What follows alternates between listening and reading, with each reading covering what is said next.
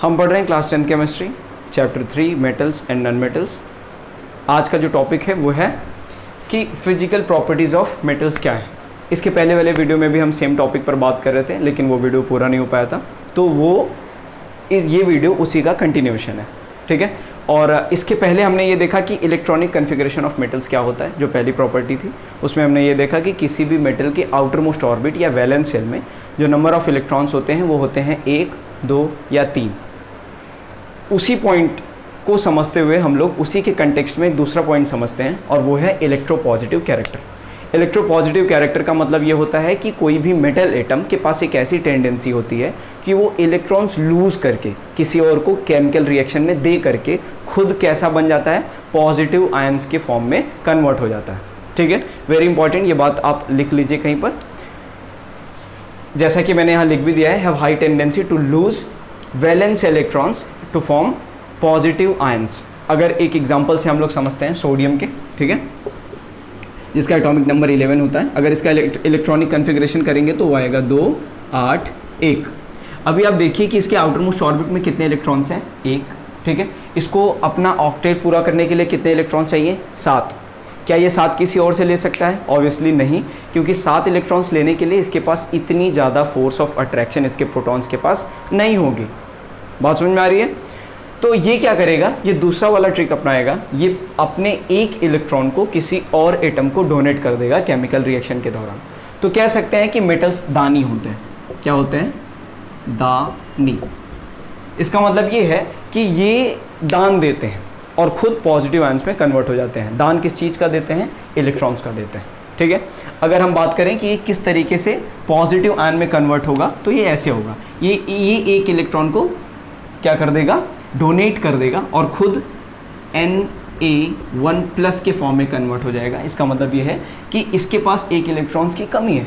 कहने का ये मतलब है कि इसका इलेक्ट्रॉनिक कन्फिग्रेशन 2, 8 होगा। अभी इसका ऑक्टेट भी पूरा हो चुका है।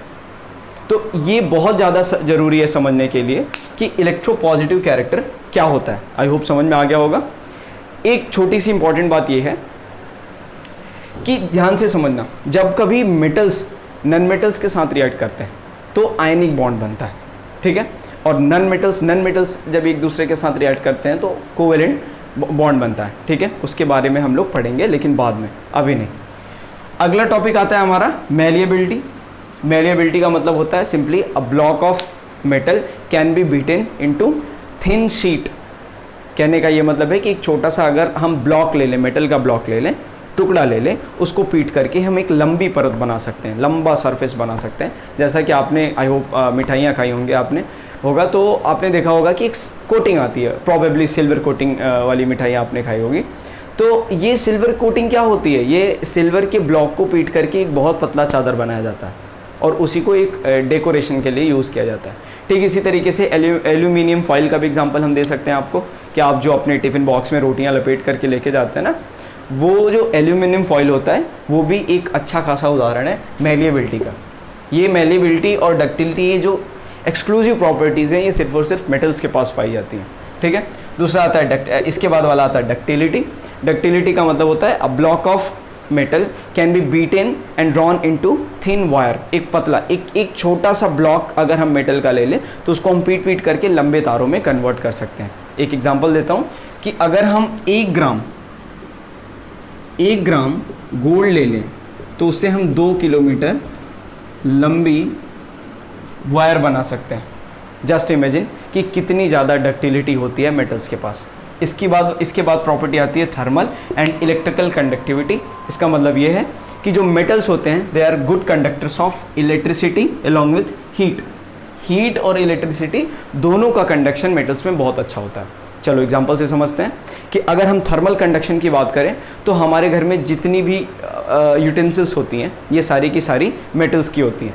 दैट्स वाई ये मेटल्स जो होते हैं ना, ये बड़े अच्छे कंडक्टर होते हैं। इनमें खाना बहुत अच्छे से और बहुत जल्दी से पक जाता है, उतना ज़्यादा हमें फ्यूल नहीं खर्च करना पड़ता है। अगर यही हम बात करें एक मटके के पॉट की, तो उसको ज़्यादा हीट करने के लिए ज़्यादा हमें फ्यूल खर्च करना पड़ता है। इररेस्पेक्टिव ऑफ दिस मेटल, ठीक है। जबकि अगर हम इलेक्ट्रिकल कंडक्टिविटी के उदाहरण की बात करें तो हम देख सकते हैं कि हमारे घर में जो वायरिंग्स होती हैं, ये सारे के सारे जो तार यूज़ होते हैं ना, वायर्स यूज़ होते हैं, ये वायर्स किसके होते हैं, और ऑब्वियसली मैं कह सकता हूँ कि कॉपर के ही होंगे, ठीक है। तो ये कॉपर का आप समझते हो ना कि कॉपर एक मेटल है, और हीट जो इलेक्ट्रिकल कंडक्टिविटी है वो अच्छा होने के कारण आपके घरों में इसका यूज़ होता है। नेक्स्ट आता है लस्टर। मेटल के पास एक लस्टरस अपीयरेंस होता है। लस्टरस अपीयरेंस का मतलब होता है कि चमकीला सतह होता है, मेटेलिक सरफेस होता है। ये एक कैरेक्टरिस्टिक प्रॉपर्टी होती है मेटल्स की। समझ में आ गया आई होप।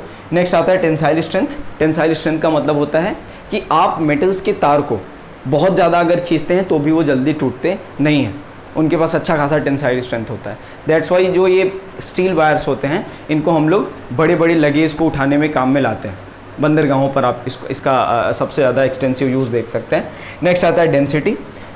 मेटल्स की डेंसिटी जनरली हाई होती है, और हाई की बात करें तो बहुत ज़्यादा, गोल्ड की बहुत ज़्यादा डेंसिटी है, ठीक है। और कुछ मेटल्स की डेंसिटी कम होती है, जैसे सोडियम की बात करें, ठीक है। सो नेक्स्ट आता है अपना प्रॉपर्टी स्टेट। मेटल्स का स्टेट जनरली सॉलिड होता है, एक एक्सेप्शन है मरकरी, जो कि that is liquid at room temperature. Next आता है melting and boiling point. Metals की melting and boiling point obviously high होगी, क्यों होगी, क्योंकि डेंसिटी ज़्यादा है, ठीक है। नेक्स्ट आता है हार्ड। मेटल्स बहुत हार्ड होते हैं, एक्सेप्शन है सोडियम, जिसको हम चाकू से भी काट सकते हैं।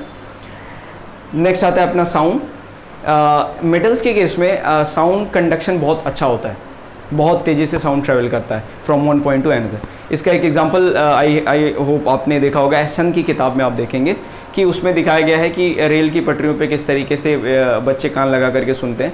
Obviously it is very hazards, ऐसा कभी मत करिएगा आप, लेकिन फिर भी इसमें ये देखा गया है कि भले ही जो ट्रेन्स होती हैं ये बहुत दूर होती हैं, लेकिन फिर भी आवाज़ बहुत अच्छे से सुनाई देता है।